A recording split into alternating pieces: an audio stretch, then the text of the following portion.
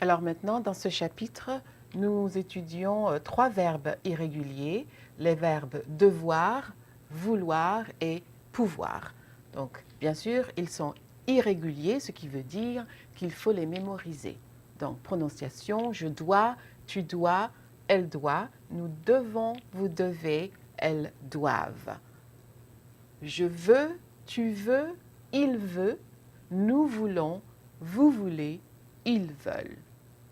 Je peux, tu peux, on peut, nous pouvons, vous pouvez, ils, elles peuvent. Ces verbes sont irréguliers, donc il faut les mémoriser. Ils ont aussi des formes de participe passé irrégulières. Donc dans votre livre, pour devoir, c'est dû avec un accent circonflexe. Vouloir, le participe passé, c'est voulu. Pouvoir, participe passé, c'est pu. By the way, you can also use pu to say that something is stinky. When you say ça pue, it's like something stinks here. Oh là là, ça pue ici. Oh là là, ça pue. You can also tell somebody they stink. Tu pues. But you wouldn't do that. You wouldn't say that. You wouldn't be that mean, would you? Voilà. Alors, donc, mémorisez vos participes passés et mémorisez ces trois verbes. OK? Alors, qu'est-ce que ça veut dire? Qu'est-ce que devoir veut dire? Devoir peut avoir plusieurs sens. Alors, quand devoir est suivi d'un infinitif, il peut dire to have to, must, or to be supposed to. Alors, dans votre livre, il y a un exemple.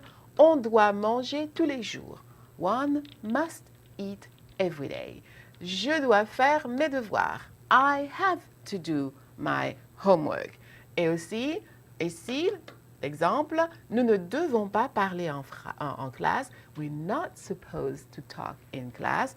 Vous devez arriver, ou vous deviez, imparfait, arriver à 8 heures. You were supposed to be here by 8 o'clock. OK? Donc, ça dépend comment vous utilisez devoir, mais suivi d'un infinitif.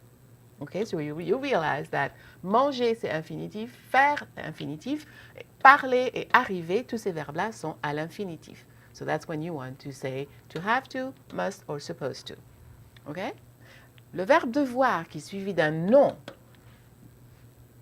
veut dire to owe. Like you owe me money. You owe me a drink. Well, I don't drink, so I mean water. Right? Okay? Donc, par exemple, tu me dois 5 euros. You owe me 5 euros. Il doit sa vie au médecin. He owes his life to the doctors. OK? Donc, le verbe devoir suivi d'un infinitif, ça veut dire to owe. Quand le verbe devoir est au passé composé, OK? Le verbe devoir au passé composé plus un infinitif, ça veut dire something must have happened. OK? Alors, let's look at the example. Ils ne sont pas arrivés chez eux, ils ont dû avoir un accident. They haven't arrived home. They must have had an accident. Ils ont dû avoir un accident. Donc, ici, le verbe ont dû, c'est donc au passé composé. Louise n'est pas allée à la fête parce qu'elle a dû travailler. Donc, Louise didn't go to the party because she had to work. Elle a dû travailler. Ça va? Le verbe vouloir, OK, quand il est suivi de l'infinitif dire, ça veut dire to mean. Okay, so what do you mean? Like the song, I think, like Bieber, what do you mean? Is that, I don't know what he says. I don't know all the songs. I don't know any lyrics to any songs or just a few phrases. Donc, nous voulons dire exactement le contraire. We mean exactly the opposite. Donc, vouloir est conjugué au présent, mais suivi du verbe dire qui est à l'infinitif, donc ça veut dire to mean. Donc voilà, il n'y a pas de problème. Vouloir, devoir, pouvoir, des verbes irréguliers qui ont des sens différents en fonction du contexte. I hope that helps. Let me know. If you have questions, send me an email. À bientôt!